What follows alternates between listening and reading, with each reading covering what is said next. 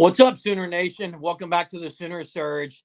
Make sure you are subscribed to our channel and that you like and comment and turn on those notifications. Tell us how we're doing.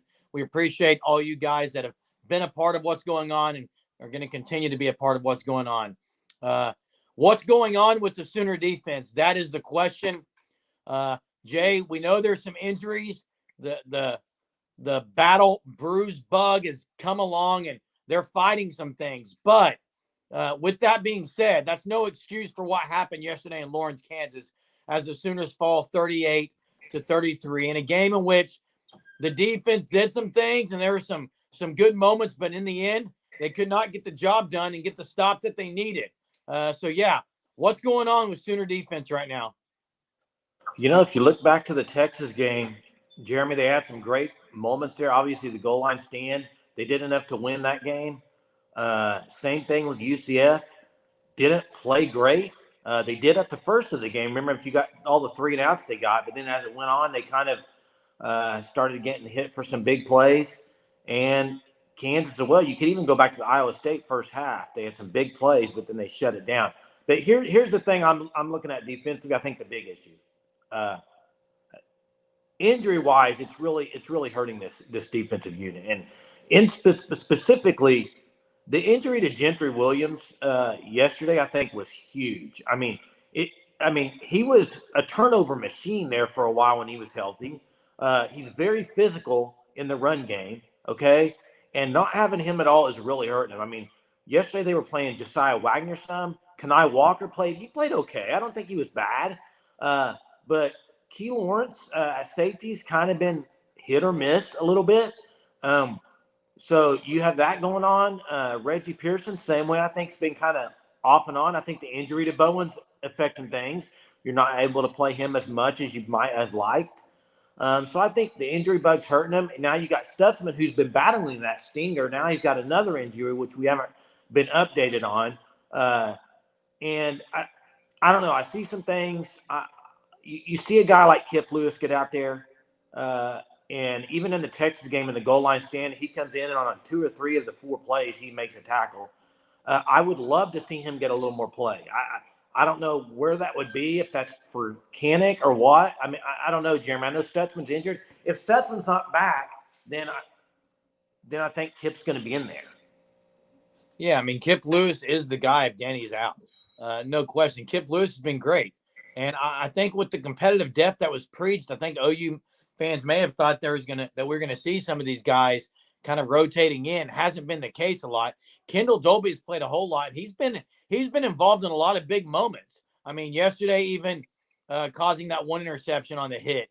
But also he's also been torched a few times. Learning experience, I think, for Kendall Dolby coming from JUCO. But irregardless of those things.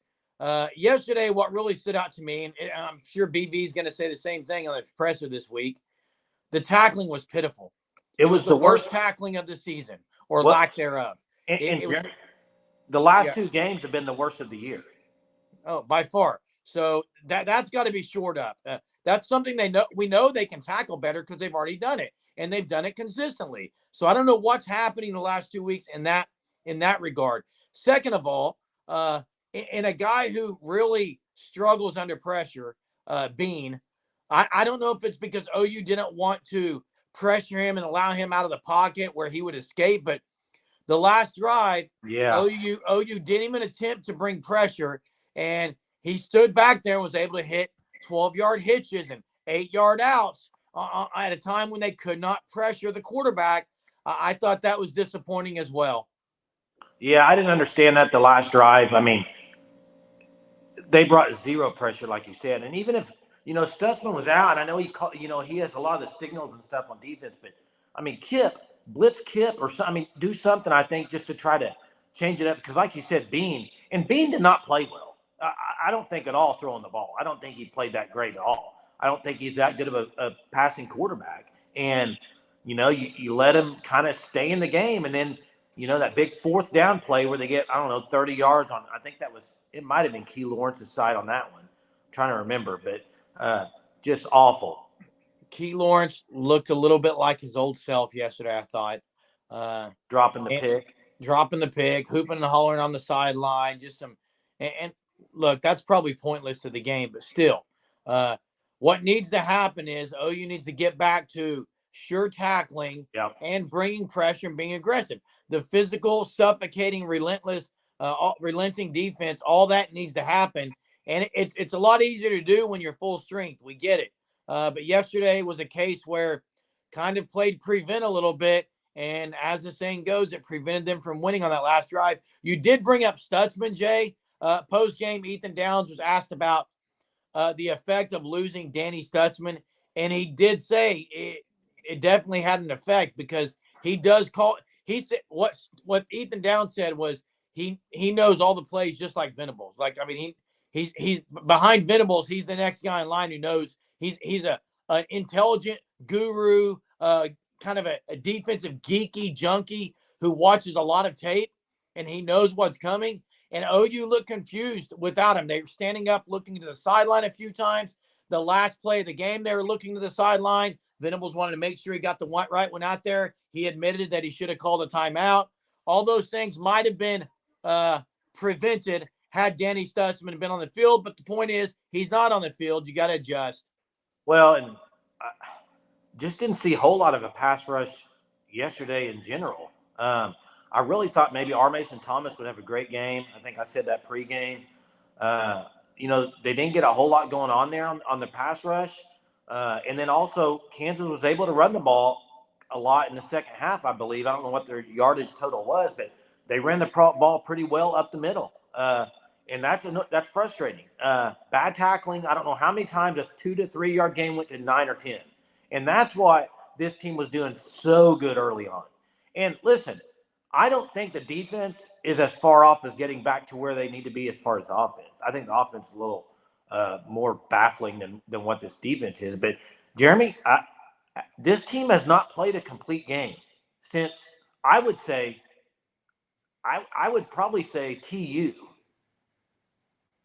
Yeah, and TU's not any good. I mean, no, I know, but I'm just saying, like, both sides of the ball. You're right. It seems like it's very and the defense, like you said, UCF they played great the first 7 drives, and then they kind of struggled after that a little bit. So there's been a lot more bad things happen the last 2 weeks on the defensive side of the ball than there was before that. They're still able to get some good penetration. I think the things that the guys are there that they need. They're much improved from last year. It's not even close. I'm not calling the end of the world. But in order to get where they need to be better. And it's going to start this week in Bedlam. You got to stop the run. You're going against the nation's leading rusher. Make sure you are subscribed to our channel. We have a whole lot of Bedlam content coming your way this week. You don't want to miss it. Be a part of it. Make sure you subscribe to the Sooner Surge. And appreciate all you guys that are here liking and commenting and turning on those notifications. It's Bedlam week. Make sure you're a part of it. Till next time, Boomer. Sooner.